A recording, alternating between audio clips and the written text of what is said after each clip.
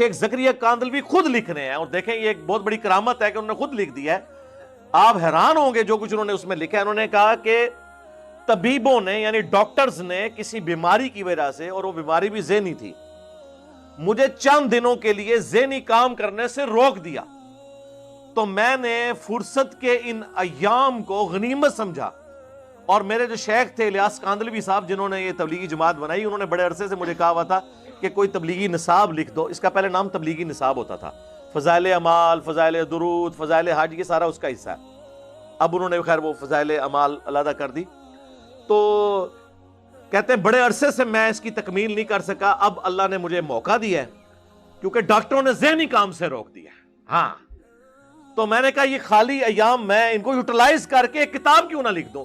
یہ کتاب اس وقت لکھی گئی ہے جب ان کو ڈاکٹروں نے دماغی کام سے روک دیا تھا،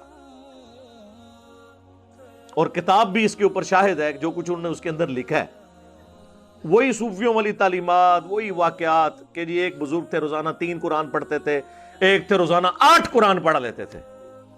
پھر لوگ مذاق اڑاتے ہیں، کہتے ہیں جی کرامت ہے. یہ کون سی کرامت ہے میرے بھائی؟ بخاری اور مسلم دونوں میں حدیث ہے، نبی علیہ السلام نے صحابہ سے کہا کہ تم میں کسی میں استطاعت ہے کہ وہ ایک رات میں 1/3 قرآن پڑھ لے؟ صحابہ نے کہا یا رسول اللہ یہ استطاعت کس میں ہوگی سوائے بزرگان دین کے؟ یہ میں بریکٹ میں کہہ رہا ہوں. تو آپ نے فرمایا سورۃ الاخلاص پڑھ لو، یہ 1/3 قرآن کے برابر ہے. سورہ اخلاص یعنی صحابہ کرام ایک رات میں 1/3 قرآن پڑھنے سے عاجز ہیں، جیسا کہ قرآن پڑھنے کا حق ہے.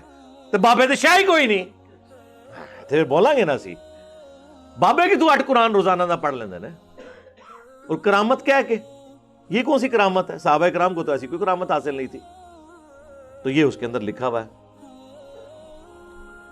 پھر اس میں لکھا ہے کہ جی قرآن حکیم سمجھنے کے لیے آپ کو، اور پھر ساتھ بچنے کے لیے ساتھ قرآن کی تفسیر کے لیے. اور تفسیر کو چھوڑ دو، قرآن تو سیدھی سیدھی تذکیر ہے.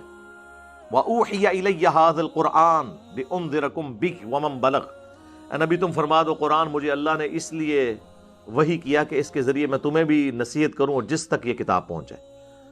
تو ایز فار ایز نصیحت از کنسرنڈ دنیا کی سب سے آسان کتاب قرآن ہے. اس کی وجہ ہے کہ یہ ایک موچی کی بھی ضرورت ہے، ایک ڈاکٹر کی بھی، ایک ریڑی بان کی بھی ضرورت ہے، ایک انجینئر کی بھی، ایک انٹلیکچوئل کی بھی ضرورت ہے، ایک عام انسان کی بھی، کیونکہ کامیابی تو آخرت کی سب کو چاہیے.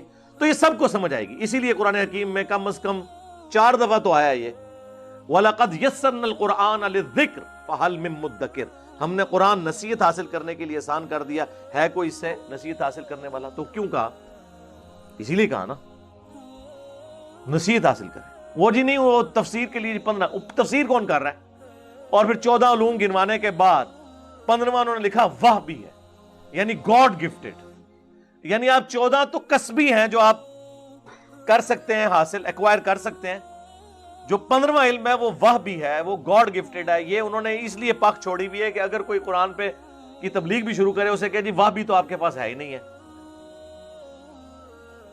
اور پھر آگے انہوں نے یہاں تک لکھا کہ احمد بن حنبل کو ایک دفعہ خواب میں اللہ تعالیٰ کی زیارت ہوئی، اور احمد بن حنبل نے اللہ تعالیٰ سے پوچھا کہ اے اللہ میں تیرا قرب حاصل کرنا چاہتا ہوں، تو سب سے بہترین ذریعہ کیا ہے؟ تو اللہ تعالیٰ نے فرمایا میری کتاب قرآن. وہ تو پہلے ہی بتا دیا ہے. یعنی نبی علیہ السلام غدیر خم پہ قرآن اور اہل بیت، حجت الوداع پہ قرآن اور سنت. غدیر خم کی احادیث صحیح مسلم میں، حجت الوداع کی حدیث المستدرک للحاکم کے اندر. پھر نبی علیہ السلام کی صحیح مسلم میں حدیث کے ہر خطبے کا آغاز یہ ہوتا ہے اما بعد فإن خیر الحدیث کتاب اللہ. پھر بخاری اور مسلم میں آیا کہ نبی علیہ السلام کا وسیع قرآن، جو عبداللہ ابن ابی اوفا سے کسی نے پوچھا کہ نبی علیہ السلام نے کسی کے لیے وصیت کی تھی، انہوں نے کہا قرآن کے مطابق چلتے رہنے کی ہمیں وصیت کی تھی. تو وہ تو احمد بن حنبل کو خاص بات یعنی آنی ہے. اور پھر اللہ تعالیٰ کی خواب میں زیارت ہوئی. ایڈی بڑی کہانی، اس تو بڑی کہانی. یعنی موسیٰ علیہ السلام کو تو خواب والا پیکج آفر نہیں ہوا کوہ طور کے اوپر. جب انہوں نے کہا میں نے یا اللہ تجھے دیکھنا، تو وہاں پہ آفر ہو جاتی ہے نا خواب والی. کہانی کروا دی. تو احمد بن حنبل کہتے ہیں کہ یا اللہ سمجھ کے بغیر سمجھ کے، تو لگتا ہے کہ تبلیغی جماعت والے نے خود ہی بنایا خواب. بھائی عامہ بن حنبل کو کہنا سی کہ سمجھ کے کہ بغیر سمجھ کے، ان کو عربی آتی تھی، انہوں نے یہ بات کیوں کرنی تھی؟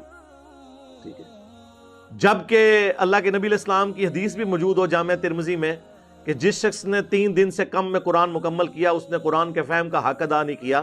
یعنی قرآن پڑھا ہی فہم کے لیے جاتا ہے، 3 دن سے کم میں ختم بھی نہیں کرنا ہوتا، 8 قرآن ایک رات میں نہیں پڑھنے ہوتے. اور امام حنیفہ کی طرف منسوب کیا 61 قرآن رمضان میں پڑھتے تھے، 30 دن کے وقت، 30 رات کے وقت، ایک تراویح میں. وہ جڑا کاٹ ہے نا اتنے والا ایک وہ تراویح والا آیا ہے. 29 روزے پتہ نہیں کیا کرتے سن، 3 روزے لیتا تھا، ایک کاٹ ہے سمجھ کے کہ بغیر سمجھ کے. تو وہ کہتے ہیں آگے اللہ تعالیٰ نے فرمایا کہ خواہ سمجھ کے خواہ بغیر سمجھ کے. استغفر اللہ، کتنا بڑا جھوٹ ہے. یعنی وہ اللہ جس نے اپنا پیغمبر بھیجا قرآن کی دعوت کا، یعنی آپ سمجھ لیں لب لباب یہ ہے. اور سورہ صاد کی آیت کہ قرآن ہم نے تمہاری طرف اس لیے نازل کیا ہے تاکہ لوگ اس سے نصیحت حاصل کریں اور عقل والے اس پہ غور و تفکر کریں. پھر سورہ محمد کے اندر اللہ تعالیٰ نے فرمایا ہے کہ قرآن پاک پہ یہ تفکر کیوں نہیں کرتے، کیا ان کے دلوں کے اوپر تالے پڑے ہوئے ہیں؟ پورے کا پورا قرآن کا مقدمہ اس کے گرد ہے کہ اسے سمجھنا ہے. اور عامہ بن حنبل کو کوئی نئی کہانی خواب میں کروا دی گئی ہے، جھوٹ ہے. اب یہ وہ ساری باتیں ہیں جو وہاں موجود.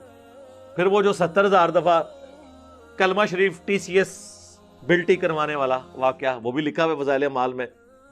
وہ کہتے ہیں جی شیخ قرطبی فرماتے ہیں نبی الاسلام کی وفات کے 650 سال کے بعد کی آلموسٹ بات ہے. وہ کہتے ہیں جی ایک نوجوان کے بارے میں نے سنا اسے کشف ہو جاتا ہے کہ کون جنت میں ہے کون جہنم میں. صحابہ کو تو کوئی کشف نہیں ہوا. بخاری مسلم دونوں میں حدیث ہے، نبی الاسلام ایک جگہ سے گزرے، آپ رک گئے. صحابہ نے کہا کیوں رکے؟ تو فرمایا کہ 2 قبر والوں کو عذاب ہو رہا ہے. صحابہ کو تو نظر نہیں آیا. اگر حضرت ابوبکر، عمر، عثمان و علی نبی علیہ السلام کے ساتھ موجود ہوں تب بھی عذاب قبر ان کو نظر نہ آئے تو بابت شاہی کوئی نہیں. وہ کہتے ہیں وہ لائیو دیکھ رہا ہے کون جنت میں کون جہنم میں. یہ فضائل اعمال میں لکھا ہوا ہے. کہتے ہیں میں نے نا یہ سن رکھا تھا کہ 70,000 دفعہ کسی کو کلمہ پڑھ کے بخش دیا جائے نا تو بے شک انہیں کام چوک کے رکھا ہوا دنیا وہ بخشیا جائے گا. تو کہتے ہیں میں نے کہا میں نا اپنے دل ہی دل میں نا یہ TCS یا اصالہ ثواب کر دیتا ہوں اس کی ماں کو، کیونکہ وہ چیخا کہ میری ماں جہنم میں جا رہی ہے، تو میں پھر چیک کر لوں گا واقعی یہ صاحب کشف ہے کہ نہیں. تو کہتے ہیں تھوڑی دیر بعد اس نے مسکرانا شروع کر دیا اور کہا کہ جی میری ماں تک وہ 70,000 دفعہ کلمہ پہنچا ہے، اللہ نے اسے بخش دیا ہے، اب اسے جنت کی طرف لے کے جا رہے ہیں. اور وہ شیخ کہتے ہیں کہ جی اس واقعے سے 2 رزلٹ نکلے. ایک تو مجھے یہ کنفرم ہو گیا کہ 70,000 دفعہ کلمہ پڑھ کے آپ کسی کو بخش دیں تو وہ بخشا گیا، پاویں جو مرضی انہیں کیتا. دوسرا وہ جو شخص ہے وہ صاحب کشف ہے. کہانی بنا کے لکھی ہوئی ہے. اور یہاں پہ صحابہ کرام کو عذاب قبر نہیں نظر آ رہا. صحیح مسلم کی حدیث ہے نبی علیہ السلام کچھ پرانی قبروں کے پاس سے پہنچے تو آپ کا وہاں سے گزر رہے تھے تو آپ کا خچر بھی دب گیا. تو آپ رک گئے. آپ نے فرمایا ان قبر والوں کو عذاب ہو رہا ہے. اور پھر آپ نے کہا کہ عذاب قبر سے اللہ کی پناہ مانگو. سب نے مانگی. اللہم انا نعوذ بک من عذاب جہنم ومن عذاب القبر ومن فتنة المحیا والممات ومن شر فتنة المسیح الدجال آمین. پھر نبی صلی اللہ علیہ وآلہ وسلم نے فرمایا کہ میں نے ارادہ کیا کہ تمہیں عذاب قبر سنوا دیا جائے، اللہ سے دعا کروں میں. پھر مجھے خطرہ ہوا کہ تم اپنے مردوں کو دفنانا چھوڑ دو گے اگر تم نے عذاب قبر سن لیا. دیکھنا تو دور کی بات ہے سرکار. یہ کہتے ہیں جناب ہم بزرگوں کا سارا کچھ دیکھ لیتے ہیں. سب کہانیاں. ان تمام کہانیوں کے باوجود ریاض الصالحین بیسٹ سلوشن ہے جو آلریڈی انہوں نے امپلیمنٹ کیا ہوا ہے. وہ کریں، تبلیغی جماعت کی اصلاح کوشش کریں. اور میں سمجھتا ہوں مسلمانوں کے لیے نعمت ہے کم از کم ایک عوام الناس تک جو ایک دین کا چھوٹا موٹا کوئی رشتہ ہے وہ قائم ہے تبلیغی جماعت کی برکت سے. اور شکر الحمدللہ ان کی ڈکلیئرڈ پالیسی بھی ہے کہ ہم نے کسی غیر مسلم کو تبلیغ نہیں کرنی، کیونکہ ان کے اندر کمپیٹنسی بھی نہیں ہے. وہ صرف مسلمانوں کو جا کے تبلیغ کرتے ہیں. ان کے وہ 6 نمبر بھی دیکھ لیں تو وہ مسلمانوں کو جگا رہے ہوتے ہیں کہ آپ اللہ کے نبی علیہ السلام کے طریقے کے مطابق چلیں. یہ لادہ بات ہے، سلوگن بڑا اچھا ہے. اللہ کے احکامات کو نبی علیہ السلام کے طریقوں پہ پورا کرنا ہے. بھائی اللہ کے احکامات قرآن میں ہیں، نبی علیہ السلام کے طریقے بخاری اور مسلم میں ہیں. فضائل مال فضائل صدقات میں تو بابوں کی کہانی ہے. ہاں روایتیں بھی ہیں تو اتنے درجے کی کمزور روایتیں. صحیح روایتیں بھی ہیں، لیکن اس کی چھانٹی کی جائے تو یہ بڑی تھوڑی سی کتاب رہ جائے گی، بہتر ہے اس کو چھوڑ دیں، قرآن ترجمے سے پڑھیں۔